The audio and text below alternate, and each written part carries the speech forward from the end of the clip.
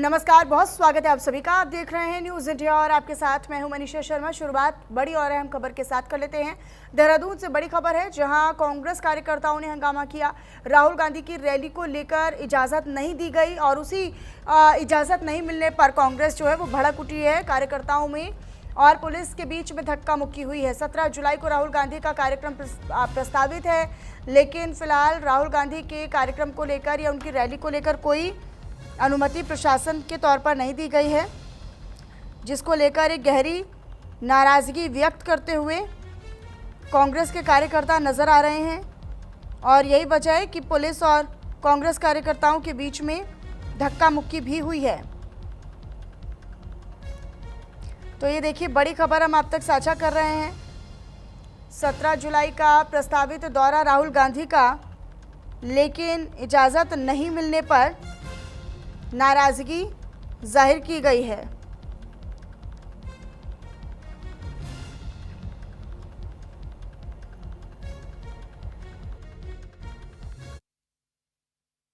आप सब जानते हैं, हमने मीडिया को भी जो परमिशन हमें मिली थी वो दिखाई और वो परमिशन हमने दिखाई और अब सरकार ने वो परमिशन रद्द कर दी।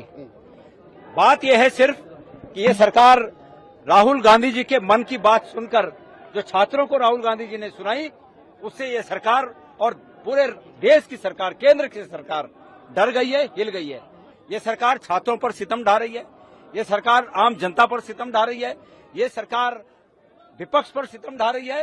लेकिन ये सरकार याद रखे कि इतिहास निश्चित रूप में अपने को दोहराता है और जिन सितमों को ये लोगों पर ढा रहे हैं, उन सितमों से इनको भी गुजरना पड़ेगा।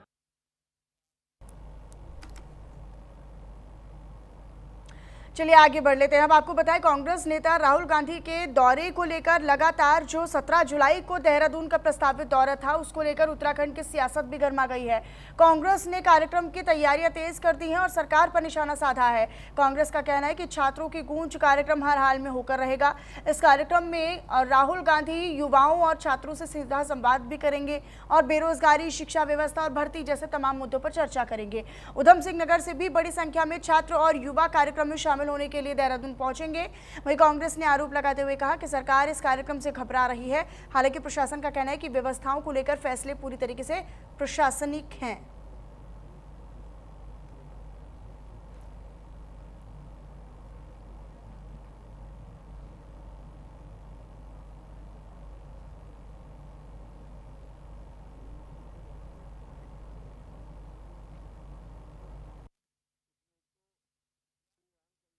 की गूंज कार्यक्रम का नाम है और ये सेकंड फेज का कार्यक्रम है। पहला कार्यक्रम माननीय राहुल गांधी जी का आपने कोटा में, राजस्थान में देखा किस तरीके से युवा और उनके माँ बाप सब वहां पे आए उनको सुनने के लिए।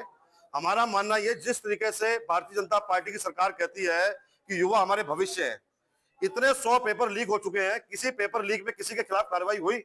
शिक्षा मंत्री के खिलाफ पूरे प्रदेश में क्या नाम है प्रदर्शन हो गए, आज तक उनका इस्तीफा नहीं लिया गया। आज ये सरकार घबरा क्यों रही है राहुल गांधी जी से, हम कहना ये चाहते हैं।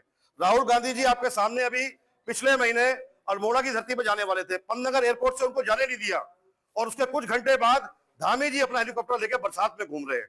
तो ये सरकार राहुल गांधी जी से घबरा रही है, क्योंकि युवा सारे समझ चुके हैं जो इन्होंने धर्म के नाम की चाशनी चढ़ा रखी थी, वो युवा उससे अब बाहर आ चुके हैं। तो वहीं राहुल गांधी के देहरादून दौरे को लेकर उत्तराखंड में सियासी घमासान तेज है। परेड ग्राउंड में प्रस्तावित छात्रों की गूंज कार्यक्रम की अनुमति रद्द होने पर कांग्रेस ने सरकार पर निशाना साधा है। लाल कुआं से कांग्रेस एससी विभाग के जिला अध्यक्ष इंद्रपाल ने यह आरोप लगाया और कहा कि मुख्यमंत्री के दबाव में प्रशासन ने इजाज़त रद्द की है।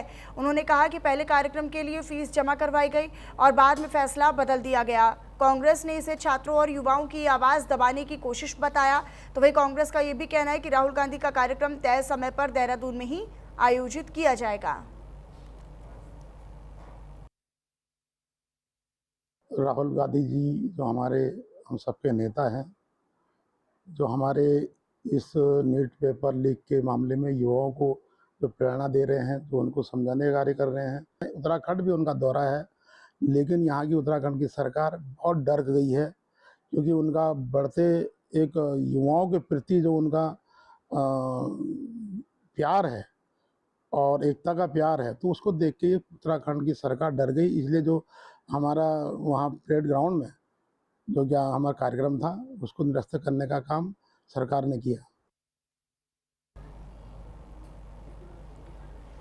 तो यहाँ पर कांग्रेस की तरफ से तमाम तरह के आरोप जो है वो सरकार और प्रशासन पर लगाए जा रहे हैं। कांग्रेस जहां रैली करने के विचार कर रही थी, हालांकि अब जो रैली है उसे देहरादून में ही करने की बात कही जा रही है, लेकिन राहुल गांधी की इस प्रस्तावित रैली और कार्यक्रम को लेकर चूंकि इजाज़त रद्द कर दी गई है प्रशासनिक तौर पर, और फिलहाल प्रशासन और पुलिस का कहना है कि जो भी फैसला है वो प्रशासन की ओर से लिया गया है, इजाज़त अभी नहीं दी गई है और ये फैसला जो है वो उसी आधार पर लिया गया है, व्यवस्थाओं को देखते हुए लिया गया है। लेकिन कांग्रेस इस पर ये आरोप लगा रही है कि पहले फीस जमा करवा दी गई, पहले इजाज़त दी गई, लेकिन फिर सीएम यानी मुख्यमंत्री और सरकार के दबाव में आकर प्रशासन की ओर से अनुमति रद्द कर दी गई है। और इसको लेकर कांग्रेस ये भी आरोप लगा रही है कि भाई सरकार जो है वो छात्रों और युवाओं की आवाज़ को दबाना चाहती है और यही कोशिश उनकी नज़र आ रही है जब वो राहुल गांधी की इस रैली को रद्द कर रहे हैं।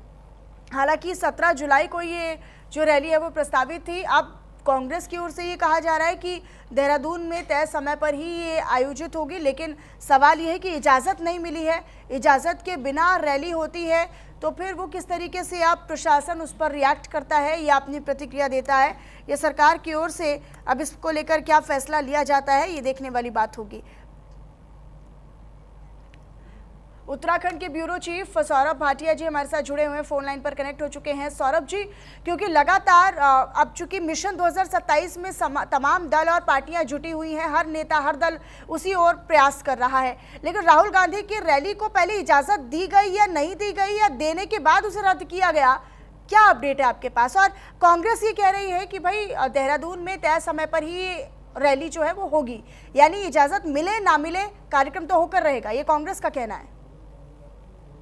जिस तरीके के हालात उत्तराखंड की राजनीति में इस समय दिखाई दे रहे हैं वो खुद में विचारणीय है, जहां एक तरफ राहुल गांधी की रैली को लेकर बकायदा कांग्रेस के द्वारा एक शुल्क जमा किया गया था नगर निगम में संबंधित ग्राउंड के लिए, लेकिन उसके बाद एकाएक जो है जो परेड ग्राउंड में कार्यक्रम चल रहा है भारत सरकार की द्वारा जो संचालित किया जा रहा है उसका जो है समय बढ़ा दिया गया है, समय अवधि बढ़ी है, तो जाहिर सी बात है कि वहां पर जो है कार्यक्रम को लेकर जो परमिशन दी गई थी उसको निरस्त कर दिया गया है, खारिज कर दिया गया है।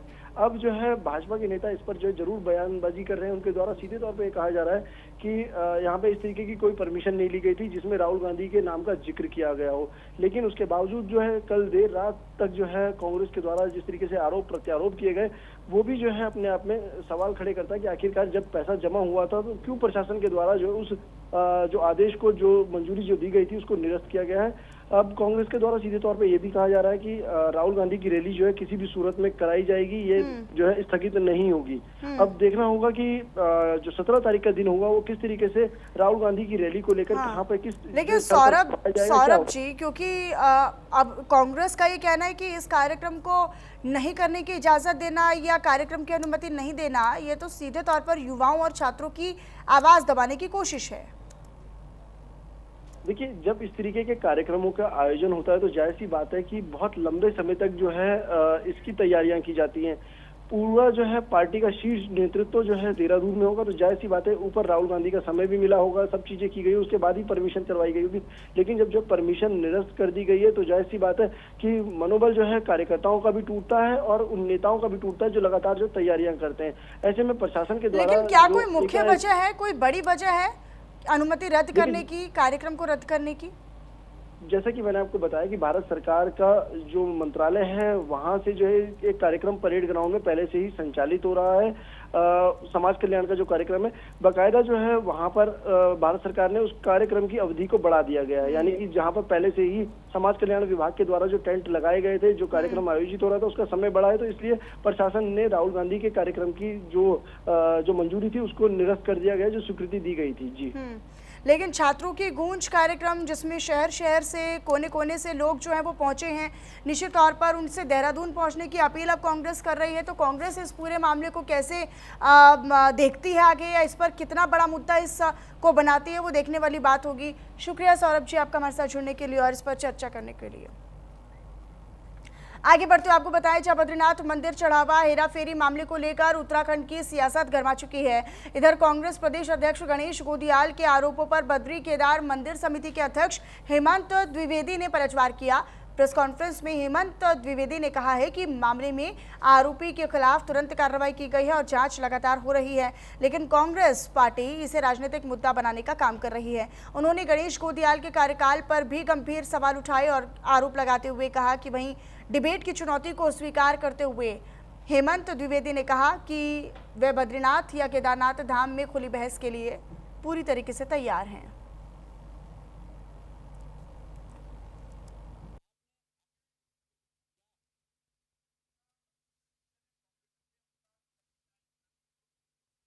किया गया कांग्रेस के द्वारा। मंदिर समिति ने प्रथम दृष्टया जिस आरोपी पर ये आरोप लगे थे उसके खिलाफ सख्त कार्रवाई की है, मुकदमा कायम हो गया।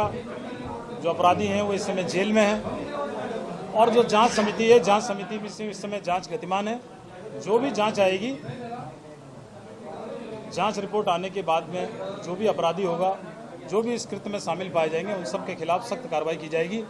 जहां गणेश गोदियाल जी ने जो पूर्व में यहाँ पर अध्यक्ष रहे हैं, उनका सबसे लंबा कार्यकाल इस मंदिर समिति के अंदर रहा है और किस प्रकार से उन्होंने इस 5 साल 4 माह के अंदर इस मंदिर समिति को दोनों हाथों से लूटा है।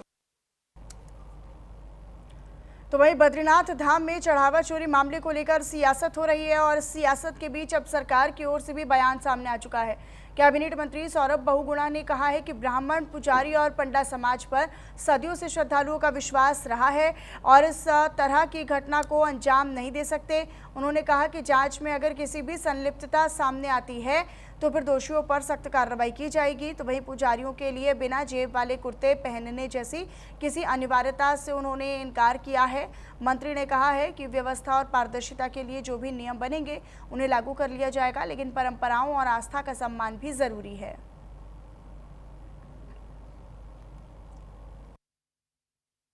पहले मैं मुख्यमंत्री जी का धन्यवाद करूंगा कि बहुत ही स्विफ्ट एक्शन इस पूरे प्रखंड में हुआ है। उत्तराखंड, जैसे मैंने अभी आपको बताया, एक देवभूमि है।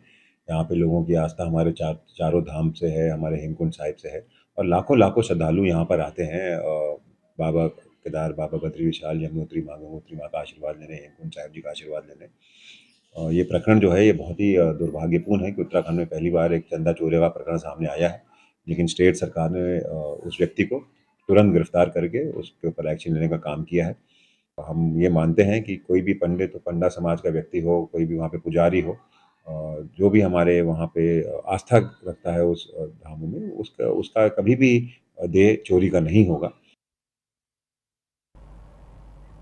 इधर बद्रीनाथ मंदिर चढ़ावा हेराफेरी मामले में एसआईटी की जांच लगातार तेज होती नजर आ रही है। जांच अधिकारी महादेव उनियाल के मुताबिक मंदिर परिसर के कंट्रोल रूम से एक एनवीआर जब्त किया गया है, जिसमें 22 और 25 जून का सीसीटीवी फुटेज भी मौजूद है।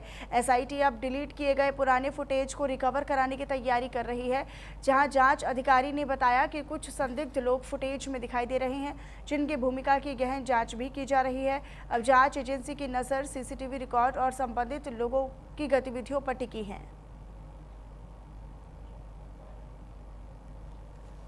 मंदिर परिसर में सीसी रूम, जो कंट्रोल रूम है, उससे हमारे द्वारा एक एनवीआर कब्जे में लिया गया है। इसके द्वारा हमारे द्वारा अपने कब्जे में लिया गया है और पूर्व की जो गणना हुई है, राशि गणना, उनकी भी जो फुटेज डिलीट हो गई है, उनको भी रिकवर करने के लिए हमें एफएसएल भेजा है। हाँ, कुछ संदिग्ध दिखाई दे रहे हैं, इसके संबंध में डीपली इन्वेस्टिगेशन किया जाए। चलिए आगे बढ़ लेते हैं। अब आपको बताएं, जहां बद्रीनाथ केदारनाथ मंदिर समिति में चढ़ावे और दान की कथित हेराफेरी मामले की जांच तेज हो गई है, जहां कमिश्नर की अगुवाई में 3 सदस्यीय टीम ने बद्रीनाथ धाम पहुंचकर गर्भगृह, गिनती केंद्र, सीसीटीवी व्यवस्था और आसपास के क्षेत्रों का निरीक्षण किया। मंदिर समिति के सीईओ सोहन सिंह रंगड़ के मुताबिक जांच टीम ने कई अहम जानकारियां जुटाई हैं, जिन्हें उपलब्ध करवाया जा रहा है और पुलिस को भी मंदिर समिति से जुड़े हुए रिकॉर्ड सौंपे गए हैं। वहीं जांच टीम ने गिनती केंद्र की निगरानी व्यवस्था को और मजबूत करने और वहां पर सीसीटीवी कैमरों की संख्या बढ़ाने का सुझाव दिया है।